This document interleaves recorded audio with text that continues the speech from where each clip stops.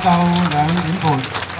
2點半到而家就排到呢一個質素啊，好犀利啊！可唔可以講下你哋嘅感受啊？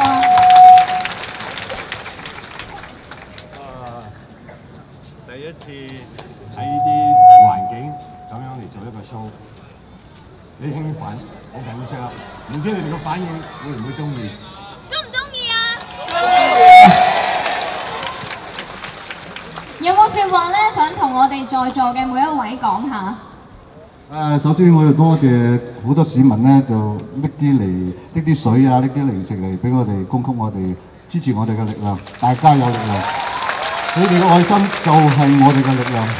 咁今次我哋呢個短劇咧就表達咗意見啦。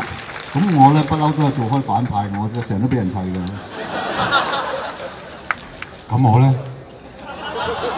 你督我個頭咧。多謝大家嚟到呢度。我真係想講，我係演員嘅，即係做翻我哋嘅基本，令大家開心。我都希望政府會做翻自己應該做嘅嘢，令到廣大市民開心。我一向都係做開高官嘅，不過係土官。今次做呢一個反派一個挑戰，我中意，希望你哋都中意。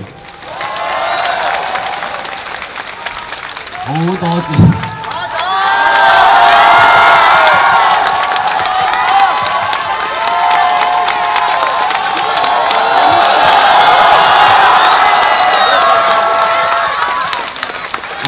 其實我想講少少嘢嘅，之前諗過講，但係一路都唔知點講。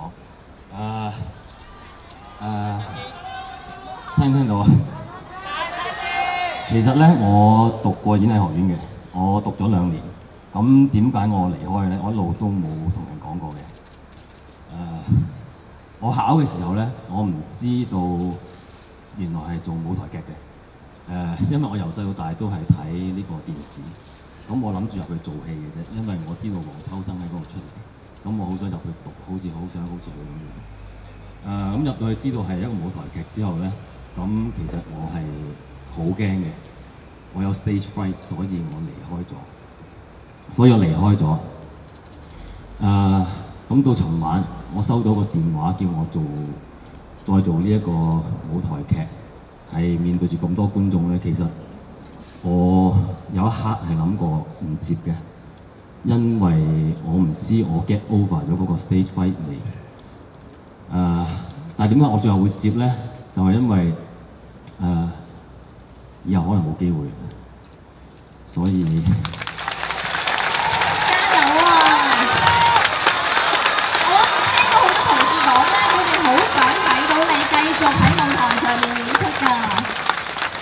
多謝大家今日嘅支持，多謝。